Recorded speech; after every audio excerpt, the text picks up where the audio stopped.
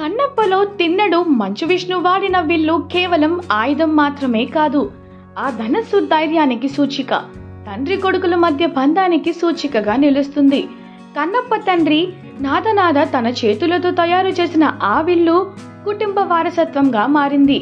ఆ విల్లులో కన్నప్ప యుద్ధభూమిలో అసమానమైన బహుముఖ ప్రజ్ఞను ప్రదర్శిస్తారు.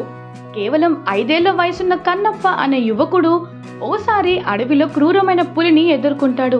ఒక సాధారణ కర్రతో పోరాటం చేసి ఆ పులి నుంచి తప్పించుకుంటాడు. అంత చిన్న వయసులో తన కొడుకు ధైర్య సాహసాల్ని చూసి నాదనాదుడు మురిసిపోతాడు. కన్నప్ప శౌర్యానికి ప్రతీకగా ప్రత్యేకమైన విల్లును తయారు చేస్తాడు. ఆ పులి ఎముకలు, దంతాలతో చేసిన ఆ విల్లు బలానికి, ధైర్య సాహసాలకి ప్రతీకగా నిలుస్తుంది. ఆ విల్లుని 2గా విరిస్తే యుద్ధంలో పోరాడేందుకు కత్తులాగాను ఉపయోగపడేలా రూపొందించారు. విష్ణు చెప్పిన కథను శ్రద్ధగా విన్న న్యూజిలాండ్లోని చిత్రకళా దర్శకుడు క్రిస్ ప్రత్యేకమైన విల్లుని తయారు చేశారు. కన్నప్ప సినిమా విజన్ను అనుగుణంగా విష్ణు మంచు అంచనాలకు తగ్గట్టుగా ఆ ధనస్సుని రూపొందించారు.